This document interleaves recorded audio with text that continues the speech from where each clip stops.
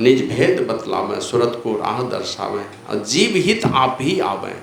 जीव के हित के लिए परमात्मा ही गुरु रूप में इस संसार में आते हैं और सूरत को आई तारा है, जीवात्मा को आकर के तारने का काम करते हैं। और गुरु ही तू हैं, गुरु पितु हैं, गुरु ही जीव के मितु हैं। अगर कोई हित करने वाले हैं, कोई भी हित करने वाले, तो गुरु से बढ़ करके ज़्यादा हित करने वाले कोई नहीं है।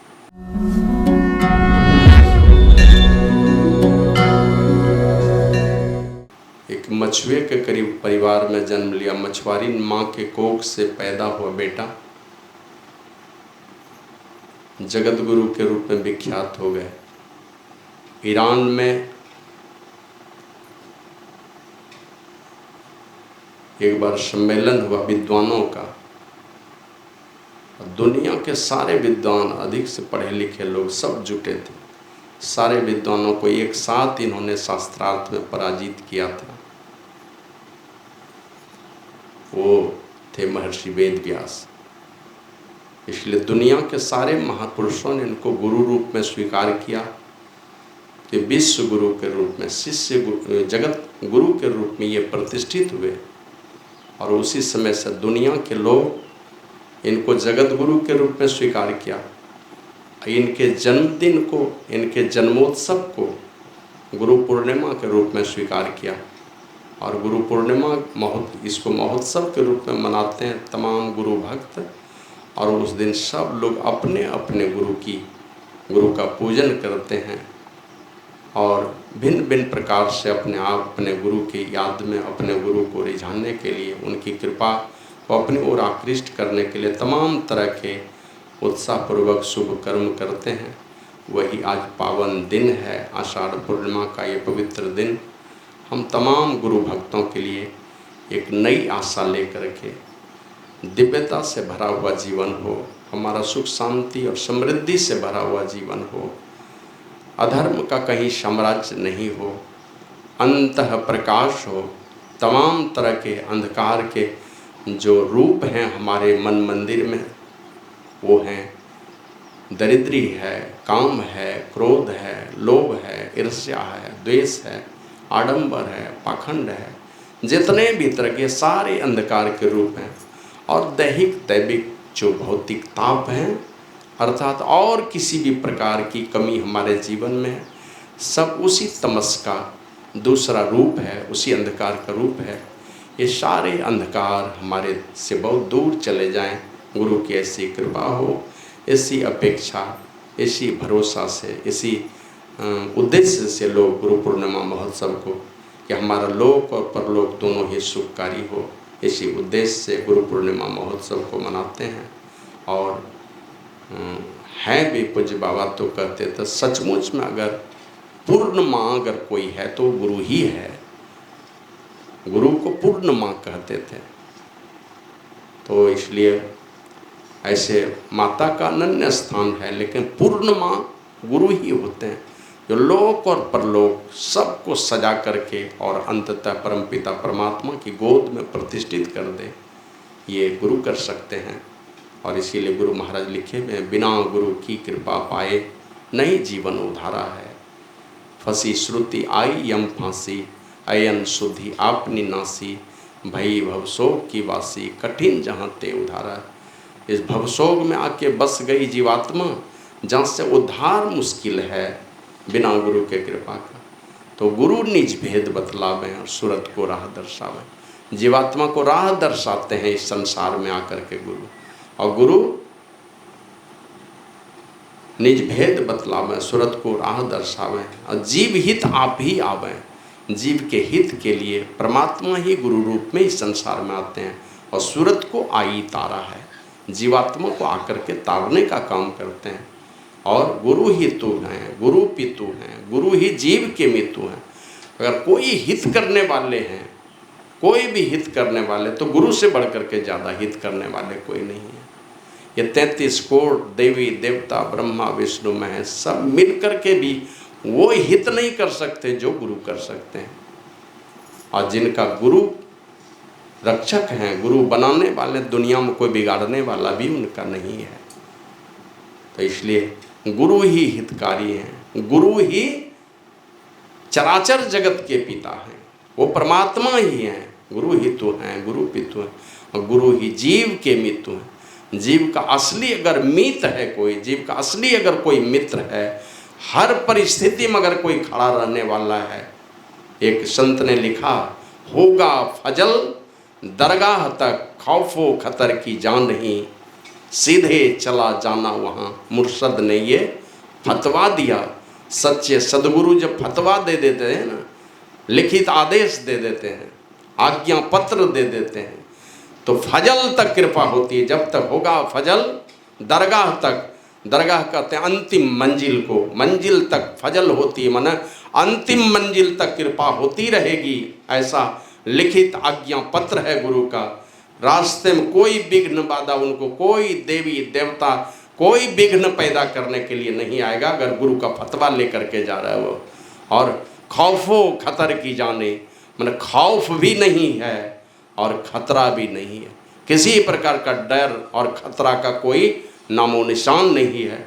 जब तक मंजिल नहीं मिल जाए तब तक फजल होती रहेगी अंतिम मंजिल तक। तो इसलिए परमात्मा ही गुरु महाराज कहते हैं कि गुरु के नित्य कर पूजा, जगत इन सम नहीं दूजा, मैं ही को आन नहीं सूझा, फकत गुरु ही आधारा है। गुरु महाराज कहते हैं हमको कुछ नहीं सूझा, कुछ भी सूझाते एक ही सूझा, कोई सच्चे सदगुरु मिल जाए जो अंतर साधन करने की युक्ति बता दे, जिस डगर पर चल के हम उस परम पिता परमात्मा को प्राप्त कर सकें। और वो करके भी दिखाया। बाबा देवी साहब गए और उनकी कृपा को, उनके भरोसे को टूटने नहीं दिया कि मेरे गुरु पिता चले गए इस दुनिया से, उस पूंजी को डूबने नहीं देना है। हम लोग तो देखते हैं हमारे जो जिनसे दीक्षा शिक्षा लिया, वो जैसे जैसे विदा होते जाते हैं, सत्संगी अपने आप को अंकुश में नहीं रख पाता। अधिकांश लोग निरंकुश होने लगे। साधु हों, सत्संगी हों, सब में कुछ न कुछ गिरावट आ गई। बड़े महापुरुष ज्यों ज्यों गए। लेकिन हम लोगों ने गुरु महाराज को जब हम लोग पढ़ते हैं तो पता चलता है 1919 में गए बाबा देवी साहब, तो गुरु महाराज और बेचैन हो गए, अब कौन संभालेगा, बस चले। जो पूंजी गुरु महाराज ने दी थी इसी को विकसित करना है। तो पहले तो कुआं में मैंने गड्ढा खोद के कुआं बनाकर उसमें घुस के ध्यान करते थे, मन नहीं भरा। बाबा देवी साहब गए तो खोजने लगा और कहाँ क्या कहते हैं, और पवित्र जगह मिले, सुनसान जगह मिले जहाँ जाकर के हम ये साधन कर सकें। और दुनिया की ना परवाह करके और सीखे भी तो कितना कष्ट में सीखे थे, आप लोग जानते ही हैं। 3 महीने तक सोए नहीं, और जो सोएगा नहीं और भर पेट खाएगा तो क्या भोजन पचेगा। 3 महीने तक जो जगे हुए रहेंगे क्या वो खा सकेंगे, खा नहीं सकेंगे, वो पचेगा ही नहीं भोजन। 1-2 दिन जग जाएंगे तो भोजन पाचन तंत्र में गड़बड़ी आ जाती है। और गुरु महाराज 3 महीने तक भूखे प्यासे रह करके, 3 महीने तक रात जग जग करके, कहाँ सीखा, जाके एक साधारण गृहस्थ से सीखा, धीरज लाल गुप्त जी से। ये भी नहीं किया कि मैं ब्रह्मचारी हूँ कि सन्यासी हूँ, बस ज्ञान जहाँ से मिले वो सीखना है हमको। और धीरज लाल गुप्त जी से 3 महीने तक सीखे। बाद में दीक्षा लेने की बात आई तो कहा कि मुझे दीक्षा दिलवा दीजिए, क्योंकि गुरु महाराज पहले तो दरियापंथी साधु से दीक्षा लिए थे।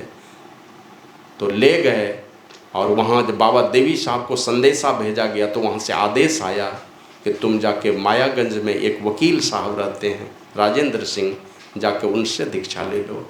गुरु महाराज ये भी ख्याल नहीं कि मैं सन्यासी हूँ तो कहीं जाके सन्यासी से दीक्षा लूँ, ये कहीं सोचा नहीं। जाकर के दीक्षा ले लिया एक वकील साहब से, राजेंद्र सिंह से। आप सोच सकते हैं वकालत का क्या धंधा होता है, लेकिन गुरु का आदेश है तो आदेश है, जो कह दिया तो कह दिया, बस उन्हीं को बनाना है गुरु। जाकर उनसे दीक्षा ले लिया और मौका आया तो उन्होंने, राजेंद्र बाबू ने भी कभी गौरव अपने ऊपर नहीं किया कि हमने महिदास को दीक्षा दिया है, लेके गए। और यही परबत्ती में जब बाबा देवी साहब जी के आगमन हुए, उनके चरण पड़े तो गुरु महाराज को लेके कहे ये आपकी संपत्ति है, आपकी ये धरोहर है, मैं इसको आपके चरणों में सौंपता हूँ। उस दिन से बाबा देवी साहब के हो गए वो। और गुरु महाराज ने कभी राजेंद्र बाबू या उनके घर परिवार के भी जो भी आए उनका कभी अपमान नहीं होने दिया, सब दिन आदर से उनको बिठाते थे। तो कहा और भी बातों की चर्चा मैं करूँगा, लेकिन मैं चाहता हूँ कि 1-2 लोग 5-10 मिनट कुछ बोलें, फिर अभी बहुत सारी बातों की चर्चा हम लोग करेंगे। तो इसी विषय पर बड़ा ही पवित्र दिन है हम लोगों के लिए कि इसी भारत भूमि में ऐसे पवित्र महापुरुष जगत गुरु महर्षि वेद व्यासदेव जी का आज परम पावन जयंती समारोह है। और उस जयंती समारोह को हम लोग गुरु पूर्णिमा महोत्सव के रूप में मनाते हैं, अपने अपने गुरु को याद करते हैं, अपने गुरु का पूजन करते हैं, अर्चना करते हैं। तो आइए थोड़ी देर हम लोग 1-2 लोगों से सुनते हैं। विपिन बाबू आए हैं राजमहल से, तो मैं निवेदन करता हूँ कि थोड़ा समय लेकर के कुछ बोलने की कृपा करें। और कोई सज्जन है अगर कुछ बोलते हैं तो बोलना चाहिए, है ना। अब महापुरुषों का गुणगान, अपने बच्चे का गुणगान लोग कर लेते हैं, महापुरुषों का गुणगान क्यों नहीं करेंगे। जो जानते हैं टूटी फूटी भाषा में वही बोलेंगे। और एक बात आप लोग जानते हैं, जब किन्हीं का जन्मदिन होता है तो जन्मोत्सव पर क्या क्या करते हैं लोग। अभी तो लोग और सब चीज़ छोड़ करके केक मंगाते हैं, केक काटते हैं, है ना। और केक काट करके उसमें जो मेरी अपनी भावना है, ऐसे वो हमारे यहाँ की प्रथा नहीं है, लेकिन मेरी अपनी भावना यही है। लोग शायद समझते हैं उन बातों को। केक काटा, थोड़ा सा बच्चे को खिलाया, बाकी कौन खाता है, सारे लोग, है ना। तो अपनी खुशी मिल बांट करके खाओ, शायद यही भावना लेकर के लोग केक काटते होंगे। और उस दिन क्या क्या नहीं लोग जन्मोत्सव पर। इधर हाल में एक दिन मैं फेसबुक में देख रहा था, एक मध्य प्रदेश के एक डीएसपी हुए संतोष पटेल, सोशल मीडिया पर बड़ी वो सक्रिय रहते हैं आप, तो बड़े अच्छे लोग हैं वो संतोष पटेल। तो मैंने एक लड़का चला जा रहा था, उससे पूछा भाई कहाँ जा रहे हो, बाइक से जा रहा था, 2-3 लड़का, कहाँ जा रहे हो। बोला आज मेरा बर्थडे है। क्या करोगे, कहा जा रहा हूँ खूब पार्टी करूँगा, ये करूँगा, यही बोलते हुए जा रहे थे। कहा कि चलो तुमको जन्मदिन के दिन कुछ अच्छा काम करना चाहिए। तो सड़क के किनारे उसको रोका, बीच में ये क्या आदत है,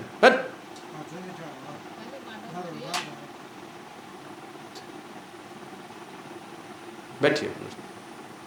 श्री सद्गुरु महाराज की जय। उसको रोका और 10-20 हेलमेट खरीदवाया कि चल तू अपने बर्थडे पार्टी पर हेलमेट बांटेगा, आज लोगों की जान बचनी चाहिए। तो सड़क पर आने जाने वाले 10-20 लड़कों को उसी के पैसे का, जो तू पार्टी करने के लिए जा रहा हूँ, पैसा निकाल के दे, हेलमेट खरीद करके 10-20 लोगों को बंटवा दिया। तो वो खुशी माने अपनी खुशी का इजहार करते हैं, कुछ भी बांटते हैं जन्मोत्सव पर, जिसको जैसी सामर्थ्य होती है उस तरह का चीज़, तो कुछ भी दे देते हैं जन्मोत्सव पर। अगर खुश हो गए तो कुछ भी दे देंगे। जैसे भगवान श्री राम का जन्मोत्सव हुआ तो भगवान श्री राम ने सबको अलग अलग चीज़ें दी। हनुमान जी भी कुछ मांगे तो हनुमान जी को भी दिए कि चलो आज जिस दिन मेरा जन्मदिन होगा, आज से मेरे जन्मदिन पर तुम्हारी पूजा होगी। ये उनको वरदान में दिया था भगवान श्री राम ने, मैंने कीमती तोहफा दे दिया कि मेरे जन्मोत्सव पर लोग मेरी पूजा नहीं तुम्हारी पूजा करेंगे। तो इसी प्रकार जन्मोत्सव पर बहुत कुछ बांटते हैं लोग, दान वितरण करते हैं। तो आज हम लोग अपने गुरु महाराज से बांटें कि जब इतने बड़े महापुरुष का जन्मदिन है तो आप भी थोड़ी दया हमारी तरफ बांट दीजिए। इसी प्रकार विशेष याचना करते हुए हम कुछ अपने अपने विचारों को रखें, ये मैं आप लोगों से निवेदन करता हूँ। पीयूष जी दीजिए इधर माइक। श्री सद्गुरु महाराज की जय।